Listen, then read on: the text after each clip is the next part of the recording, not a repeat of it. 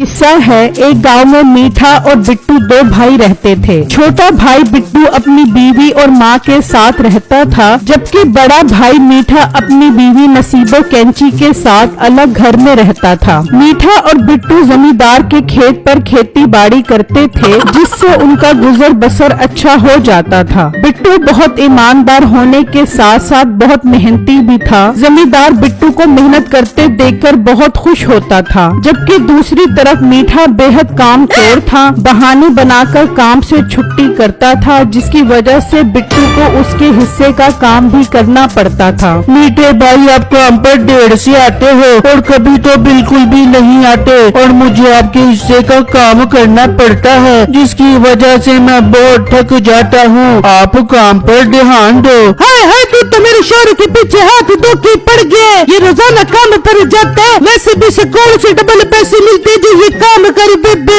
हाँ नसीबो, तू ठीक बोल रही है। मैंने भी सोच लिया है कि मालिक से कहकर अपनी तनख्वाह बढ़ाऊंगा। अगर जमींदार ना माना तो मैं काम छोड़ दूंगा। पर मीठे भाई, जब आप ज्यादा मेहनत करोगे तभी तो मालिक तनख्वाह बढ़ाने के बारे में सोचेगा। और मोटे, मुझे ज्यादा भाषण मत दे। चल मेरे पुत्र यहाँ से निकल। बिट्टू वहाँ से चला जाता है तो नसीबो कैंची कहती है, मीठे, वैसे तूने बिट्टू को ठीक जवाब दिया। अच्छा मीठे, बहुत भूख लग रही है, कुछ खाने के लिए लेकर आ। कल से कोई अच्छा खाना नहीं खाया। बेगम, थोड़ी देर तक लेकर आता हूँ, अभी थक गया हूँ, थोड़ा आराम कर लूँ। बिट्टू सारा दिन खेतों पर मेहनत करता और शाम को खेतों से ताज़ा सब्जी लेकर घर आता है। बेगम अम्मी जान, आज मैं खेतों से ताज़ा ताज़ा बैंगन लेकर आया हूँ। वाह बिट्टू, आज तो मजा आ जाएगा, मुझे बैंगन बहुत पसंद है। बहू, तू एक काम कर, तू बैंगन का सालन बना, मुझे बहुत भूख लग रही है। ठीक है माँ जी, मैं मजेदार चटपटे बैंगन पकाऊंगी। बिट्टू, आप एक काम करें, जल्दी से मुँह हाथ धोने, मैं इतनी देर में खाना पकाती हूँ। जबकि दूसरी तरफ मीठा साग लेकर घर आता है। देख बेगम, मैं तेरे लिए सरसों का साग लेकर आया हूँ, बस अब जल्दी से हांडी चढ़ा, फिर दोनों मिलकर खाते हैं। मीठे, ये तू क्या घास फूस लेके आ गया? मेरा आज मुर्गी खाने का दिल कर रहा है, मैंने नहीं खानी ये घास फूस। बेगम, आज साग से गुजारा कर ले, मैं वादा करता हूँ कल जरूर मुर्गी लेकर आऊँगा। ठीक है मीठे, मैं आज साग पका लेती हूँ, पर कल जरूर मेरे लिए मुर्गी लेके आइयो। फिर अगला दिन होता है, मीठा और बिट्टू खेतों पर काम कर रहे होते हैं तो अचानक मीठे को नसीबों से किया हुआ वादा याद आता है और बिट्टू से कहता है, बिट्टू मेरे छोटे भाई, अब मैं घर चलता हूँ। आज मैंने बहुत काम कर लिया है, मैं बहुत थक गया हूँ। अभी तो घर कुछ पकाने के लिए भी लेकर जाना है। ठीक है मीठे भाई, आप जाओ, मैं बाकी काम संभाल लूंगा। फिर वो वहाँ से निकल पड़ता है और रास्ते में सोचता हुआ जा रहा होता है, आज तो नसीबों से मुर्गी लेकर आने का वादा किया था, जेब में 1 रुपया भी नहीं है, मुर्गी कहाँ से खरीदूं? मीठा अभी सोच ही रहा होता है कि उसकी अचानक नजर पड़ती है, एक मुर्गी खेत में दाने चुग रही होती है। मीठा ये देखकर बहुत खुश हो जाता है। लो जी, काम बन गया,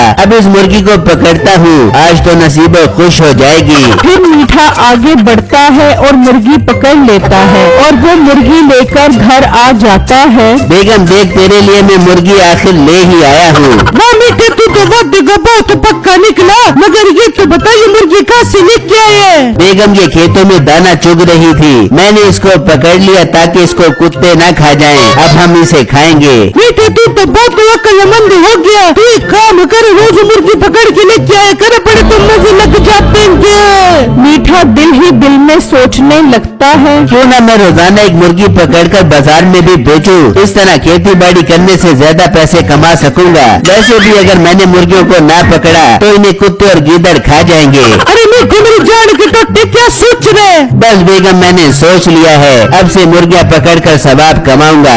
मीठे, कुत्तों से मुर्गी को बचा ले, बहुत सवाब मिले बेबेगा।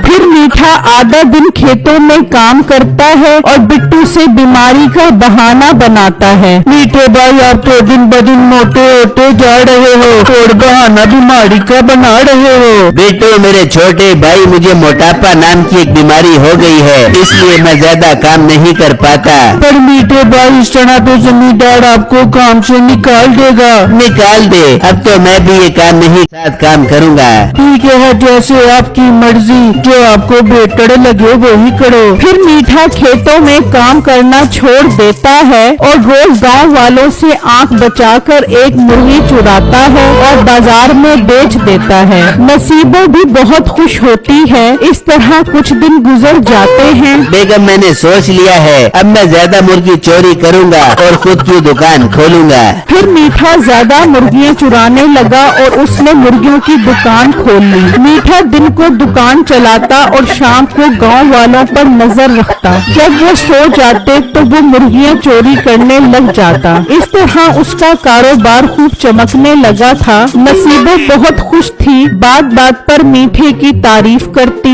मीठे तू तो बहुत अच्छा शोर है, मेरा कितना ख्याल रखता है। मीठा अपनी तारीफ सुनकर बाग बाग हो जाता। दूसरी तरफ गांव वाले परेशान होने लगे। उनकी रोज मुर्गियां कम होती जा रही थी। मेरी आज एक मुर्गी चोरी हुई है। मेरी भी किसी ने 2 मुर्गियाँ चोरी की है। मेरे में 4-5 मुर्गियाँ कम है। मैं तो बोलता हूँ हमें पहरा देना चाहिए। आखिर ये बाजीरा क्या है? पहले तो गाँव में मुर्गियाँ इस तरह गायब नहीं होती थी। फिर चंद लोगों ने खेतों में पहरा देना शुरू कर दिया। 2-3 दिन तो उनको कोई इंसान या जानवर दिखाई ना दिया, मगर एक दिन दोपहर के वक्त उनको कोई खेतों से बाहर निकलता हुआ नजर आया। वो शोर मचाकर पीछे भागे, मगर मीठा वहाँ तेजी से भागकर निकल गया और बोरी में मुर्गियाँ भरकर भागता हुआ घर पहुँच गया। मीठे क्या हो गया तुझे इतना सांस क्यों चढ़ा हुआ है? तूने कौन सा जिन भूत देख लिया? बेगम आज गांव वालों से बाल बाल बच गया।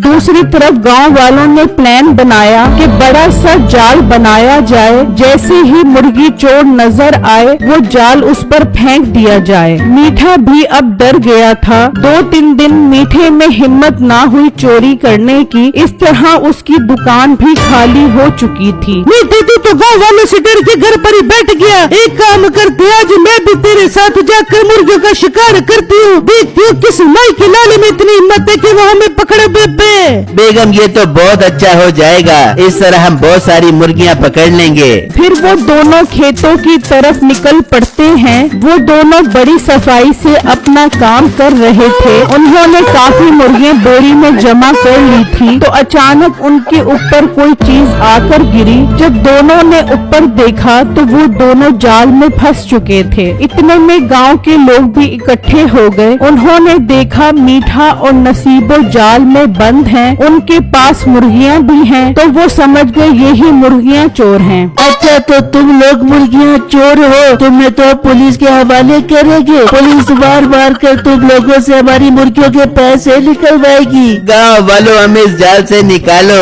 हम तो गांव वालों की मुर्गियाँ कुत्तों और गीदड़ों से बचाकर सवाब का काम कर रहे थे।